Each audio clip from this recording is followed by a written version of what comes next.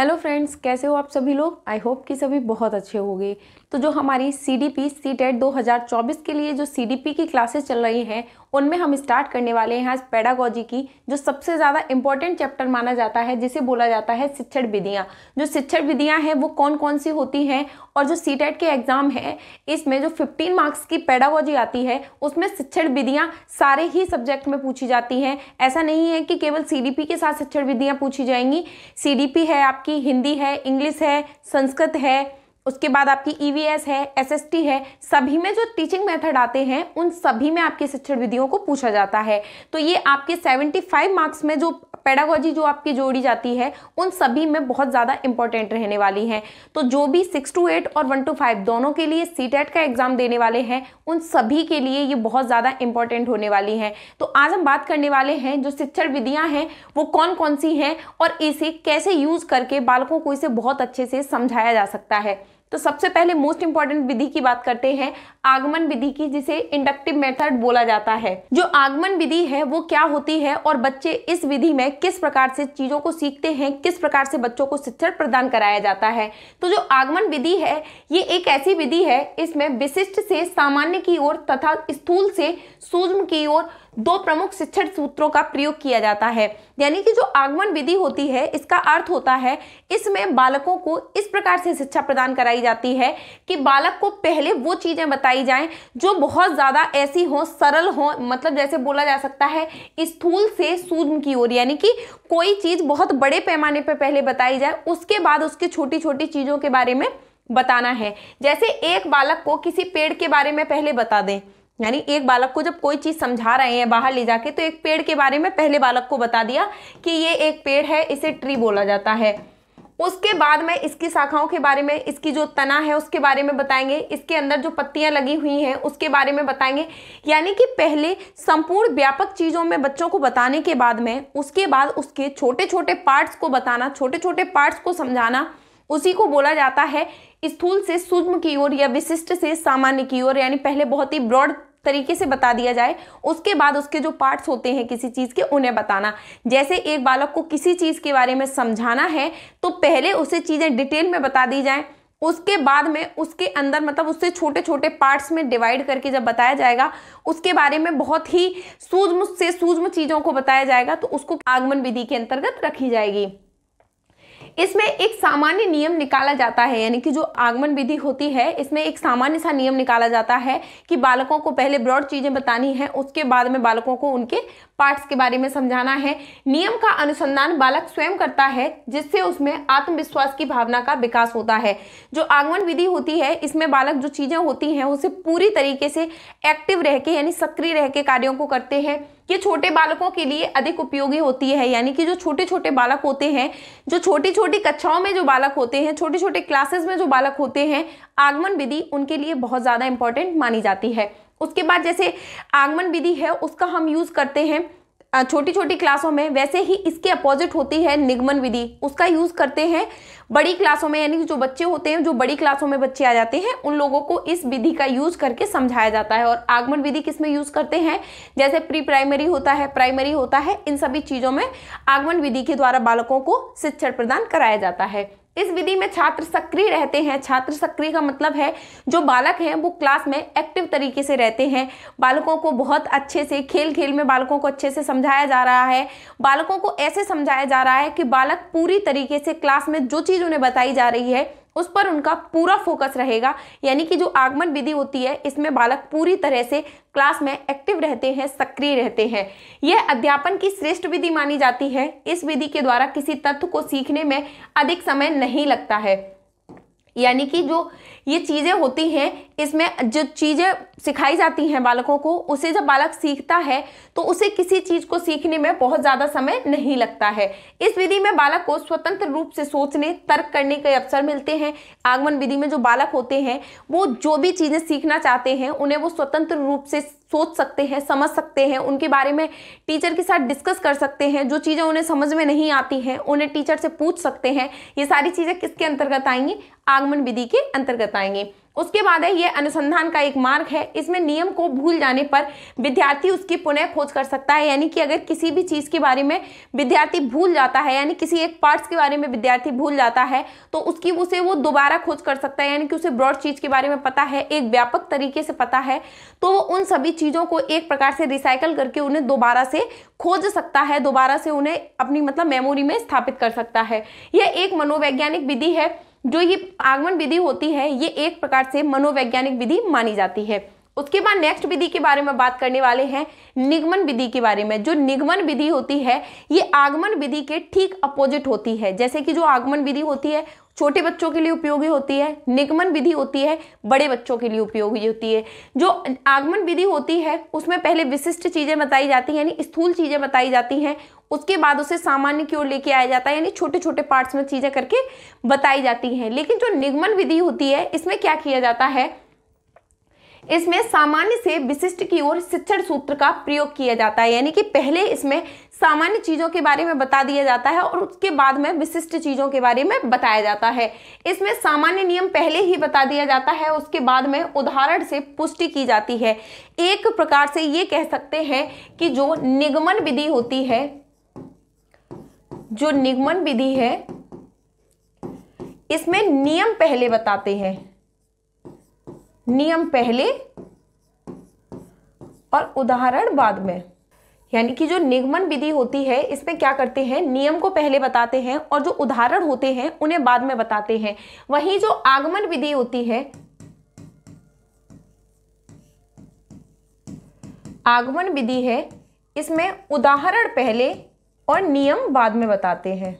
यानी कि ये दोनों विधियां जो होती हैं ये एक दूसरे के अपोजिट मानी जाती हैं। यानी कि जो आगमन विधि और निगमन विधि होती है ये दो ऐसी विधियां होती हैं जो एक दूसरे के अपोजिट मानी जाती है। निगमन विधि में पहले नियम बताए जाते हैं, उसके बाद बालकों को उदाहरण के माध्यम से समझाया जाता है। वही जो आगमन विधि होती है इसमें क्या किया जाता है, सबसे पहले बालक को उदाहरण दे दिए जाते हैं, उसके बाद बालक को नियम बताए जाते हैं। यानी बालक को पहले उदाहरण दिए जाएंगे, उसके बाद में बालक को नियम बताए जाएंगे। और निगमन विधि में नियम पहले और उदाहरण बाद में। उसके बाद है नियम के लिए बालक दूसरों पर आश्रित रहता है। यानी कि जो नियम होते हैं, जब बालक को किसी चीज के बारे में बहुत अच्छे से पता नहीं होता है तो इसमें बालक दूसरों पर डिपेंड रहता है कि ये इस चीज का नियम बता देगा, उसके बाद में हम इसके सॉल्यूशन तक पहुंचेंगे। यह बड़े विद्यार्थियों के लिए उत्तम विधि मानी जाती है। यानी कि जो निगमन विधि होती है उसे हम छोटी कक्षाओं में यूज नहीं करते, यानी छोटे छोटे बच्चों की जो क्लासेस होती हैं उनमें यूज नहीं करते हैं, बड़े बच्चों की क्लासेस में यूज करते हैं। इस विधि में अध्यापक अधिक क्रियाशील होते हैं। जैसे आगमन विधि में विद्यार्थी ज्यादा सक्रिय होते हैं, विद्यार्थी एक्टिव रहते हैं, उसी प्रकार से इसमें अध्यापक अधिक क्रियाशील रहते हैं। जो निगमन विधि होती है इसमें जो टीचर्स होते हैं वो ज्यादा एक्टिव रहते हैं। यह अध्ययन की उत्तम विधि है, यानी कि यह अध्ययन करने की उत्तम विधि तो है लेकिन बड़ी क्लासेस के लिए। यह विधि, इस विधि के द्वारा सीखने में समय कम लगता है। यानी किसी चीज के जब हमें नियम पता चल जाते हैं तो हम जिन चीजों को सीखते हैं, जैसे हर विधि होती है, हर टीचिंग मेथड के जैसे एक प्रकार से फायदे होते हैं उसी प्रकार से उन सभी चीजों के दोष भी होते हैं। यानी हर चीज के गुण भी होते हैं और हर चीज के दोष भी होते हैं, तो इसमें दोनों चीजों को शामिल किया गया है। यानी कि यह विधि अध्ययन की तो उत्तम विधि है लेकिन इस विधि को सीखने में समय भी कम लगता है। लेकिन ये इसमें क्या रहता है, जो टीचर्स होते हैं वो ज्यादा एक्टिव रहते हैं, स्टूडेंट होते हैं वो कम एक्टिव रहते हैं। उसके बाद है इस विधि में चिंतन एवं तर्क करने के अवसर प्राप्त नहीं होते हैं। यानी कि एक अध्यापक के द्वारा जब तुम्हें किसी चीज के नियम बता दिए जाएंगे और उसके बाद में तुम्हें निष्कर्ष निकालने को बोला जाएगा तो इसमें क्या होता है, जो बालक होता है वो चिंतन को कम कर पाता है। यह एक अनुकरण का मार्ग होता है। नियम के भूल जाने पर विद्यार्थी उसे प्राय फिर से याद नहीं कर सकते हैं। यानी अगर एक विद्यार्थी है किसी चीज को करने का अगर नियम भूल जाता है तो वो उस चीज को दोबारा नहीं कर पाता है, पहले उसे सूत्र याद करने पड़ेंगे, उसके बाद में वो चीजों को कर पाएगा। आगमन विधि में क्या होता है, पेड़ के बारे में उसे पहले से पता है, अगर वो किसी एक पत्ती के बारे में, किसी एक डाली के बारे में, किसी फ्रूट्स के बारे में भूल भी गया तो वो पूरे पेड़ के द्वारा उसे एक प्रकार से दोबारा अपने माइंड में रिसाइकिल कर सकता है, दोबारा अपने माइंड में रिवाइव कर सकता है और उसके द्वारा इन सभी चीजों को स्पष्ट कर सकता है। यह एक अमनोवैज्ञानिक विधि है लेकिन किंतु व्यवहारिक विधि है। यानी कि जो निगमन विधि है वो अमनोवैज्ञानिक विधि है लेकिन इस विधि को व्यवहारिक विधि माना जाता है। उसके बाद नेक्स्ट विधि की बात करने वाले हैं हर्वर्ट प्रणाली की। जो हर्वर्ट विधि होती है, हर्वर्ट ने जो अपनी विधि दी थी इसे एक प्रकार से हर्वर्ट की पंचपदी प्रणाली भी कहा जाता है। हार्वर्ड ने एक पंचपदीय प्रणाली भी दी थी। इसमें इन्होंने सीखने के 5 सोपान बताए थे। हार्वर्ड ने सीखने के 5 सोपान बताए थे। इस विधि के अनुसार यदि नवीन ज्ञान को छोटे छोटे सोपानों में बांटकर उन्हें पूर्व संचित ज्ञान से संबंधित करके पढ़ाया जाता है तो छात्र उसे अधिक शीघ्रता और सुगमता के साथ ग्रहण कर सकते हैं। हार्वर्ड का मानना था, उन्होंने जो अपनी ये विधि दी थी उसमें उनका मानना था कि अगर बालक को किसी चीज के बारे में सिखाना है, किसी नवीन ज्ञान को प्राप्त कराना है, तो उसे पहले छोटे छोटे सोपानों में बांट लेंगे और उसके बाद में पूर्व संचित ज्ञान से संबंधित करके जब बालकों को चीजें पढ़ाई जाती हैं तो बालकों को ज्यादा अच्छे से समझ में आ जाता है। इसमें बालक अधिक शीघ्रता से और सुगमता से सीख जाते हैं। इस विधि के द्वारा शिक्षण क्रमबद्ध रूप से होता है। हार्वर्ड जी का मानना था कि इसमें जो शिक्षण होता है वो एक प्रकार से प्रॉपर वे में होता है, एक प्रकार से क्रमबद्ध तरीके से होता है। हार्वर्ड ने पाठ्य योजना में स्मृति स्तर पर सीखने को अधिक प्रभावशाली माना है। यानी कि जो हार्वर्ड थे उनका मानना था कि पाठ्य योजना के द्वारा स्मृति स्तर पर जब कोई बालक किसी चीज को सीखता है तो वो उस चीज को ज्यादा अच्छे तरीके से सीख पाता है। उसके बाद नेक्स्ट बात करने वाले हैं प्रोजेक्ट विधि के बारे में। जो प्रोजेक्ट विधि होती है ये क्या होती है और इससे किस प्रकार से बालक सीख सकता है। प्रोजेक्ट विधि शिक्षण की नवीन विधि मानी जाती है। इसका विकास शिक्षा में सामाजिक प्रवृत्ति के फलस्वरूप हुआ था। यानी कि समाज में जिस चीज को लेके ज्यादा चीजें सीखी जा रही हैं, ज्यादा चीजों की मांग हो रही है, उसी को ध्यान में रखते हुए प्रोजेक्ट विधि का एक प्रकार से निर्माण किया गया। प्रोजेक्ट विधि के द्वारा ही ये चीज की, जैसा हमारा आधुनिक युग चल रहा है, यानी कि जो अभी प्रेजेंट में जिस प्रकार से बालक सीखना चाहते हैं, जिस प्रकार से बालक समझना चाहते हैं, उसी चीज को ध्यान में रखते हुए कि बालक की शिक्षा का स्तर कहाँ से कहाँ तक पहुंच गया है, उन सभी चीजों को ध्यान में रखते हुए प्रोजेक्ट विधि को बनाया गया था। शिक्षा इस प्रकार से दी जानी चाहिए जो जीवन को समर्थ बना सके। इसके प्रवर्तक जॉन डीवी के शिष्य W.H. किलपैट्रिक को माना जाता है। जो प्रोजेक्ट विधि है इसके जो जनक है वो किसे माना जाता है? किलपैट्रिक को माना जाता है। किलपैट्रिक कौन थे? जॉन डीवी के शिष्य माने जाते हैं। जो किलपैट्रिक हैं उनके जो गुरु का नाम है वो है जॉन डीवी। यह विधि अनुभव केंद्रित होती है। यह बालकों को समाजीकरण पर विशेष बल देती है। योजना विधि में छात्रों के जीवन से संबंधित समस्याओं को वास्तविक रूप में प्रस्तुत किया जाता है। छात्र समस्या की अनुभूति करते हैं, समस्या समाधान की योजना तैयार की जाती है। इस विधि में क्या होता है, एक प्रकार से आसान शब्दों में समझ लेते हैं। जैसे किसी भी बालक को किसी भी चीज की समस्या का समाधान करने के लिए दिया गया, तो जो प्रोजेक्ट विधि होती है, प्रोजेक्ट विधि बड़ी क्लासों में यूज की जाती है।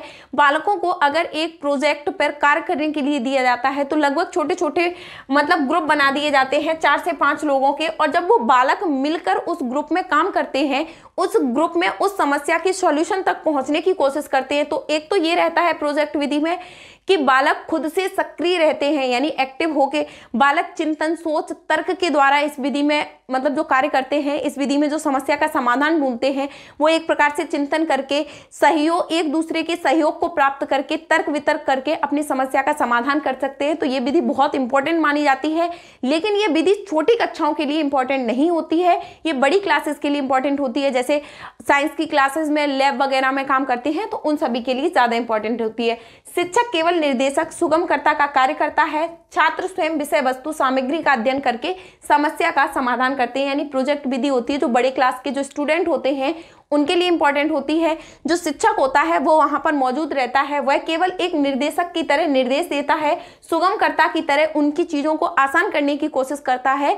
लेकिन जो समस्या उन्हें दी गई है, जो उन्हें प्रोजेक्ट दिया गया है, उसका समाधान छात्र स्वयं निकालते हैं। और जब छात्र किसी चीज को खुद करके सीखते हैं, सबसे ज्यादा इंपॉर्टेंट चीज होती है करके सीखना। जहां पर भी अगर ऑप्शन में आ जाता है कि छात्र एक्टिव है और करके किसी भी चीज को सीख रहा है, तो मोस्ट इंपॉर्टेंट वर्ड रहता है करके सीखना, लर्निंग बाय डूइंग। यानी कि ऐसे किसी भी कार्य को करना जिसमें बालक स्वयं कर रहा है और जो शिक्षक है, यानी कि जो आज की शिक्षा प्रणाली में जो बालकों को शिक्षण प्रदान कराया जाता है वो एक प्रकार से स्टूडेंट पर केंद्रित होना चाहिए। विद्यार्थी उसमें ज्यादा सक्रिय होने चाहिए, ना कि शिक्षक सक्रिय होने चाहिए।